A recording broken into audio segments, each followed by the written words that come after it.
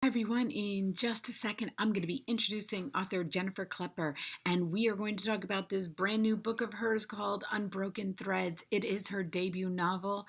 It was amazing.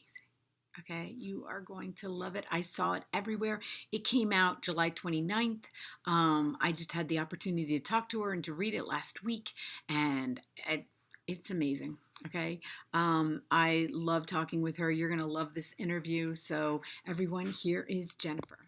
Hi, everyone. I am so excited because I am speaking with author Jennifer Klepper, and we are talking about her brand new book that she has right there in front of her, and she's going to show us this beautiful cover, Unbroken Threads, which I couldn't wait to see the cover because I'd been seeing it on Instagram and Facebook and all over the place, and so it's just beautiful. I love that blue. Do you love that blue? Yeah.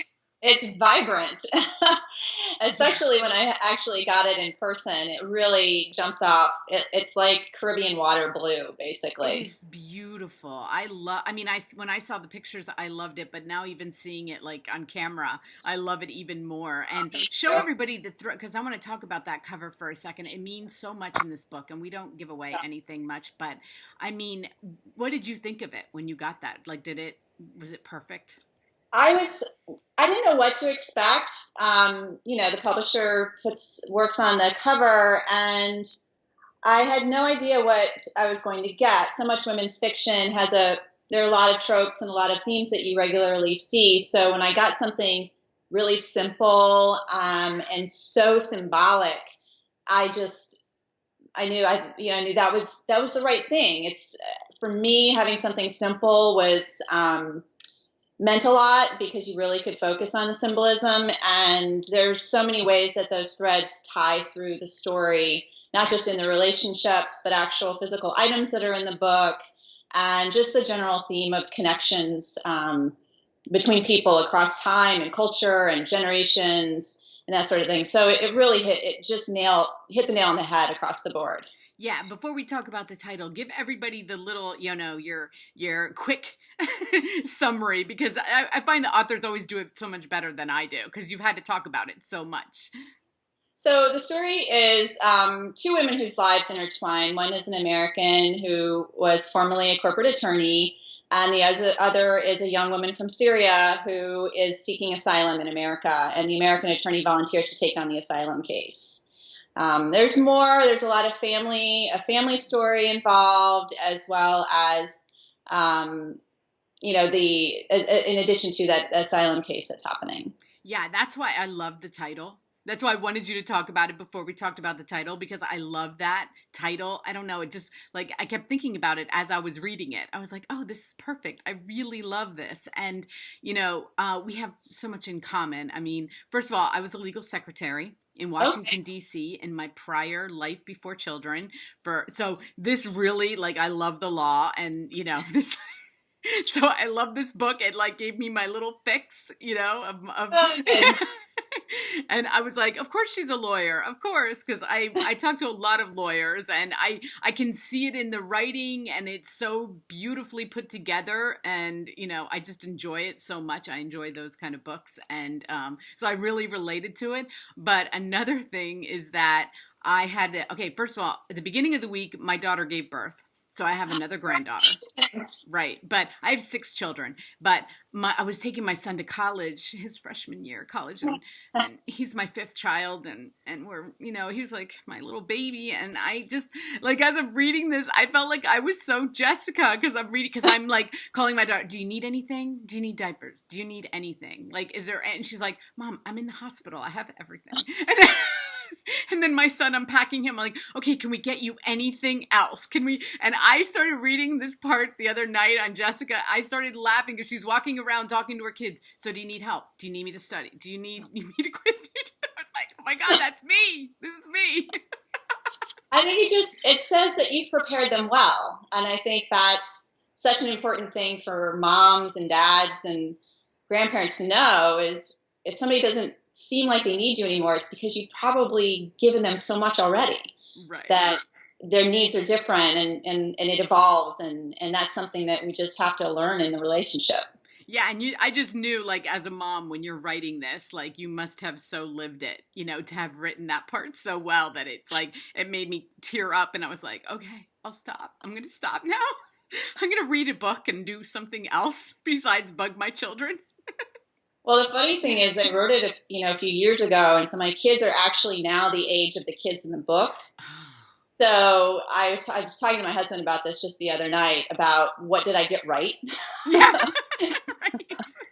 What is a 16-year-old boy like? I can tell you right now exactly what they're like, but I was pretty close in the book, I think. Yeah, and it almost like doesn't even matter like what their age, really. It just doesn't. I'm that constant mom always, that I have to back away from myself all the time. So but I love a good first line, and I want to read everybody your first line because I thought this was perfect, especially when you read it. I went back after I got done with the book to read it again because I love doing that. Because that's just me. But it says, "Are you Jessica?" The receptionist placed the phone receiver on her shoulder and pulled a folder from the top of a pile on her desk. And I loved it more when I went back because I already knew Jessica. And like, you get that sensation, especially any of us who've worked in an office, you realize that, she isn't anybody now. Like, she was somebody, but now she's like that person that, are you Jessica? Like, nobody knows. She didn't. I think part of it is her figuring out who she is. Just that natural thing, as you're saying, our roles change through life. And that's normal and natural and it's good. And she was at that transition point, I think, in her life where she was figuring out who she was going to be. And some things that she didn't know about herself, she would discover and then be able to grow from that. Oh, now I even love it more because that whole like line. And then, so the end of the first chapter, so she's going back to do pro bono work. And then at the end of the first chapter, you have her quitting, and then it's like, and I'm like, okay, what is she going to do? And so I just love that first chapter so much. Thank you. Thank you. First chapters are really hard.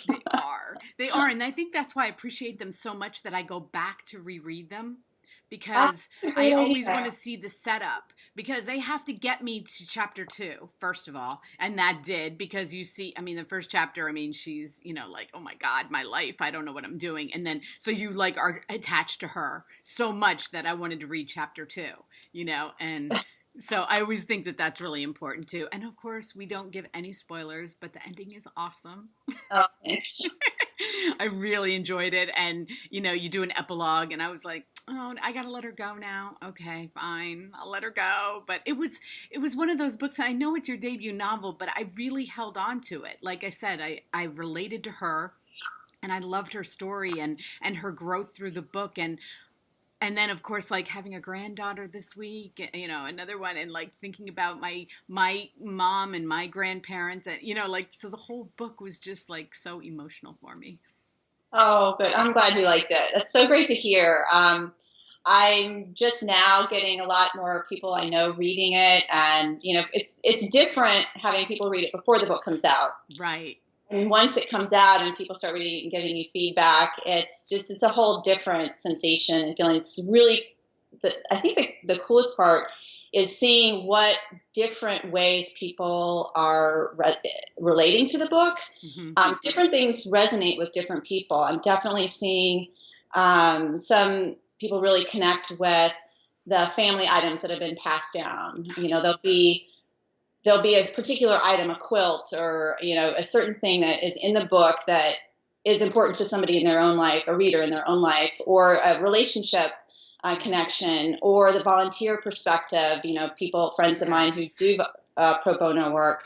There's just different ways of connecting with the book, and it's a really good reminder. And I read this a while back, and it means so much. Is that if 1,000 people read your book, you've written 1,000 books, and I think that that's so true because everyone comes to it with their own perspective.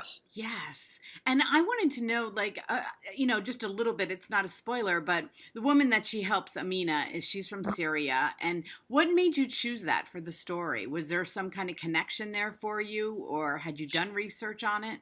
When I started writing the book is when it was really explosive over there. Mm-hmm. And everything you saw in the news was were these thousands of people fleeing their homes, and they were leaving everything behind. And with the story that I was thinking of writing about human connections, and in particular stories connecting people, and how so often those stories are connected to things, items, Right. and then to see on TV people fleeing with nothing. And so their stories could only be carried, in their memories and their voices. And it just made sense for Jessica to start to have a deeper recognition of her own place in the world, right, and what's going on around her outside of her own protected circle. So it really expanded, I think, the depth that I could go into relationships in the book, and also really get into the fact that we don't live in silos and we shouldn't live in silos. It was just a real pleasure to research and really explore all of that. And I did love their relationship, as you develop their relationship as women. And, like, I don't know, just how Jessica kind of had to grow towards, what she was going to do with her, and have to figure it out. Like, how was she going to help her and get outside, like you said, like get outside of herself and her family, and, like really dig into helping this woman. And I don't know, I loved it. And I was just like, I kept thinking that through the book. I'm like, I wonder why she picked Syria. I wonder why, I wonder how she were connected to this story, because I could tell how much you loved it. I could tell, as I'm reading it, I could tell the research you did and how much you were invested in the story itself. And so I'm really happy that I got to read it. I feel so blessed. Well, one of the things that really stuck with me just in talking with people from the region, and I tried to work into the book, and you can tell me if you got this, but I had so many say, I wish people could know the Syria I knew. Yes. Or the Iran I knew. When I was there, when it was the people, the people were supportive of each other, hospitable. It was a beautiful area, and now it's just been destroyed. And all that we see is on the news, right. And you don't see the beauty behind, or the beauty that has been destroyed. And that just really meant so much to me, hearing that from people. So I did want to try to include that, because I think it's important. Yeah. Well, and I live in an area where there's a huge Syrian population, and they used to go back every year. And then there was a time, like, they had to stop. They couldn't go back anymore. And, it was so sad. And like you said, you started writing it a little bit ago. So I don't know how it is now. I don't know if they can do that now, but I do know that it had changed, Yeah.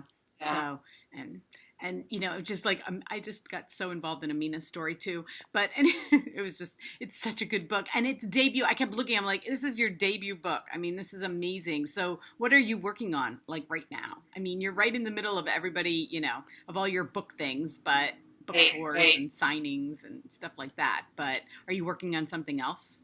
I'm working on a new standalone, and it's based on something my husband and his friends did in college, but I've changed the cast to be women instead of men, and things didn't quite go the same. So it was just an imagining on my part. What if it would have been women who had done that, and then I went from there. So it's a lot of fun to write. Is it going to be out next year? I don't have a book contract on it yet. Okay. So I'm still working on finishing the words, and then we'll get moving on the publishing part. Well, seeing how this book went, I don't think you're going to have a problem with that, because I see, like I said, I've been seeing it all over the place on Instagram. Everybody's talking about it and sharing it, and you must be thrilled. I mean, just to have that kind of recognition for your debut novel. Oh, it's very exciting. I made a lot of great connections through other debut authors, yes, as well as the Women's Fiction Writers Association, and it's them. Such a great community. So it really is fun. Yeah, and I love on Instagram when I'm watching other women promote other women on their. It's amazing, isn't it? Yeah. I love it. I love it. I absolutely love it. Like, you're so supportive of each other. And that's why I'm seeing it so much, is because everybody, on those debut weeks, everybody's got them out there and making pictures with them. And, so, all right, show everybody the cover one more time. I'm going to be giving away a copy of this tonight. And I am so, so happy that I got in touch with you and was able to read this. It was a thrill. Thank you so much for having me. It's been Yes, fun. thank you, Jennifer. We'll talk soon for your next one. You know where to find me. I'll read it. Yes, we'll do. Okay. Have a great day. Bye. Bye-bye. Thank you for watching my interview with Jennifer. If you made it this far, you watched the whole interview, and I just want to thank you so much. Like I said, her links are going to be listed below. The Amazon link is going to be listed below, and go buy it. You can buy it right now. Hit subscribe if you want to watch my videos every day, and please hit like if you enjoyed the video. Have a great day, everyone.